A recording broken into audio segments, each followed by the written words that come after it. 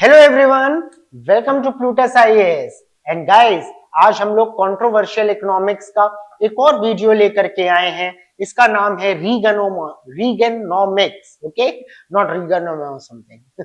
So it is Reaganomics, that is Reaganomics, fine. जैसा कि नाम बता रहा है, ये इकोनॉमिक पॉलिसीज जो कि Ronald Reagan, who was the 40th president of US, उस पर बेस्ड है। उन्होंने अपनी कंट्री में कुछ इकोनॉमिक पॉलिसीज लगाई, कुछ इकोनॉमिक मेजर्स लिए, और ये जो मोडस ऑपरेंडाई था, ये रीगनोमिक्स के नाम से फेमस हो गया। ठीक है, मैं थोड़ा सा आपको ब्रीफ दे देता हूं, हिस्टोरिकल ब्रीफ। यूएस में जब रीगन प्रेसिडेंट बने, उस टाइम पे यूएस पास्ट 15 इयर्स से हाई इन्फ्लेशन को झेल रहा था। जब रीगन प्रेसिडेंट बने, उस टाइम पे तो सिचुएशन स्टैगफ्लेशन की थी। So there is a word called stagflation. Now what is the meaning of stagflation? तो स्टैगफ्लेशन का मतलब होता है स्टैग्नेंट, यानी जो ग्रोथ है वो स्टैग्नेंट है, बहुत स्लो ग्रोथ है, प्लस इन्फ्लेशन। इन दोनों का कॉम्बिनेशन होता है स्टैगफ्लेशन। तो गाइस, जब ग्रोथ स्लो होगी इकोनॉमी की, तो यहां पर अनएम्प्लॉयमेंट हाई होगा, राइट। सो जब रीगन प्रेसिडेंट बने, इकोनॉमी में स्लो ग्रोथ थी, हाई अनएम्प्लॉयमेंट था, लेकिन साथ ही साथ इन्फ्लेशन भी हाई था। और ये फिलिप्स कर्व जो कि कहता है कि अगर एम्प्लॉयमेंट ज्यादा है तो इसका मतलब है इन्फ्लेशन ज्यादा है, मतलब अगर इन्फ्लेशन हाई है तो अनएम्प्लॉयमेंट कम होगा। ये उसका भी वायलेशन था। तो यूएस इकोनॉमी को इस कंडीशन से बाहर लाने के लिए रोनाल्ड रीगन ने कुछ पॉलिसी का यूज किया, और वो पॉलिसी कहलाती है ट्रिकल डाउन पॉलिसी। इसमें इन्होंने क्या किया? इन्होंने टैक्स कट किए। There was a tax cut down. जब इन्होंने टैक्स कट किए तो इनका मानना यह था कि जब कॉर्पोरेट्स पे कम टैक्सेस लगेंगे तो कॉर्पोरेट्स के पास जो डिस्पोजेबल इनकम होगी, जिसका फॉर्मूला आप जानते ही हैं, डिस्पोजेबल इनकम, जो पैसा लोग खर्च कर सकें, is equal to income minus taxes.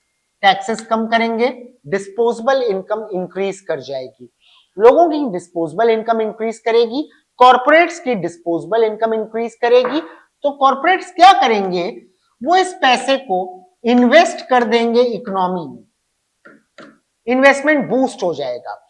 और जब वो इस पैसे को इन्वेस्ट करेंगे तो लोगों को जॉब्स मिलेंगी, ज्यादा जॉब्स क्रिएट होंगी, जिससे कि ये आपका अनएम्प्लॉयमेंट का प्रॉब्लम सॉर्ट आउट हो जाएगा, ठीक है, और लोगों को हायर वेजेस मिलेंगे,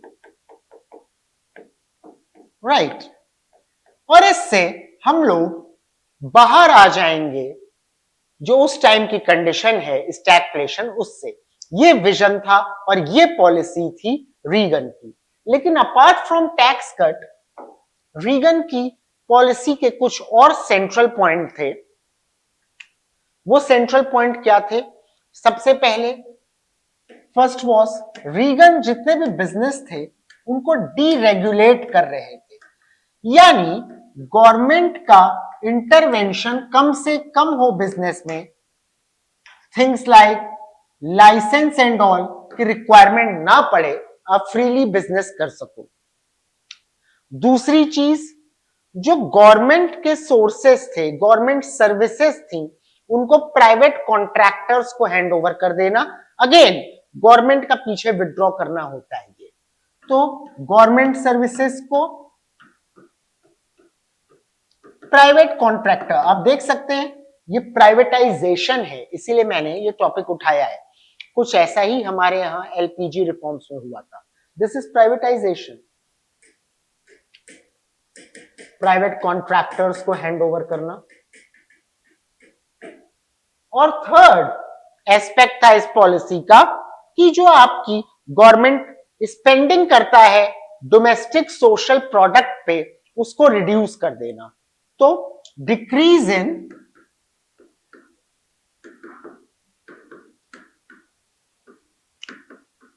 domestic social spending, right. Domestic social spending में जैसे गवर्नमेंट फूड सिक्योरिटी ऑफर करती थी वहां पे, प्लस डिसेबिलिटी का इंश्योरेंस देती थी एक्सेट्रा, इन चीजों को कम करना, इन्हें रिड्यूस करना। लेकिन यहां पर क्रिटिक्स ने ये कहा, नो मैटर क्रिटिक्स ने कुछ भी कहा हो, 1981 और 1986 में बिल आया और ये पॉलिसी इंप्लीमेंट हुई, पर उस टाइम पे इकोनॉमिस्ट जो थे, क्रिटिक्स जो थे, उन्होंने कहा कि अगर आप ऐसा करेंगे, गवर्नमेंट के पास कम पैसा आएगा, तो गवर्नमेंट जो स्पेंडिंग इंफ्रा पे करती है, सोशल वेलफेयर पे करती है, वो रिड्यूस हो जाएगा। और अगर आप टैक्स कट करके कॉर्पोरेट को पैसा दे रहे हो, तो इससे ये होगा कि कॉर्पोरेट्स के पास पैसा बढ़ जाएगा और कॉमन मैन के पास पैसा कम हो जाएगा, टिकल डाउन नहीं होगा, ठीक है। इनफैक्ट इनइक्वालिटी इंक्रीज हो जाएगी। ये क्रिटिक्स का व्यू था।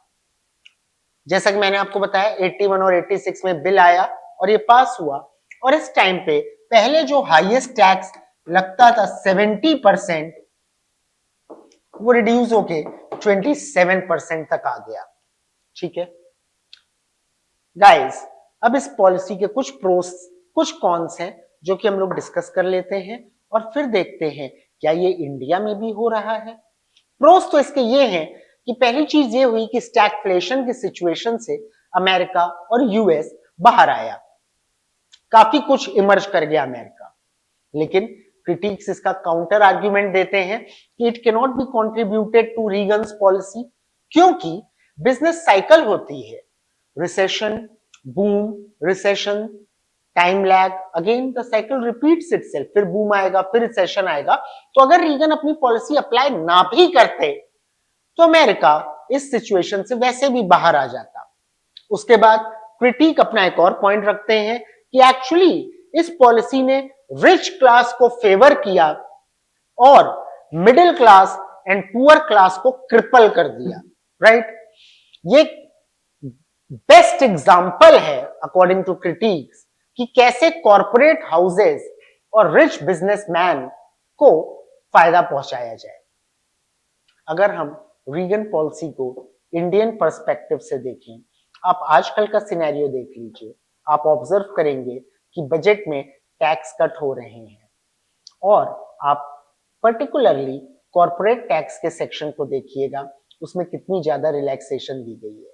यही रीगन की पॉलिसी थी, टैक्स कट और पैसा किसके पास जाए, कॉर्पोरेट के पास जाए, जिससे कॉर्पोरेट इन्वेस्ट करेगा। यही इंडिया में किया गया है। पर क्या इन्वेस्टमेंट हो रहा है? क्योंकि अगर इन्वेस्टमेंट होता तो एम्प्लॉयमेंट रेट बढ़ जाता, और एम्प्लॉयमेंट रेट को मेजर करने का सबसे अच्छा तरीका है कि हमारा कंजम्पशन रेट इंक्रीज किया है कि नहीं। गाइस, हमारा कंजम्पशन डिक्लाइन कर गया है। हम जीडीपी ग्रोथ रेट तो देखते हैं, पर कंजम्पशन ग्रोथ रेट नहीं है, यानी लोगों के पास इनकम ही नहीं है। और जो आखिरी बात है, इससे रिच पुअर डिवाइड बढ़ेगा, तो हम देख ही रहे हैं डिसइन्वेस्टमेंट के थ्रू धीरे धीरे सारी चीजें प्राइवेटाइज हो रही हैं, जैसा कि रीगन ने प्राइवेट कॉन्ट्रैक्टर्स को दिया, and few people are becoming really really rich. But what about rest of the country, middle class and poor class? Are we getting crippled? Think over it.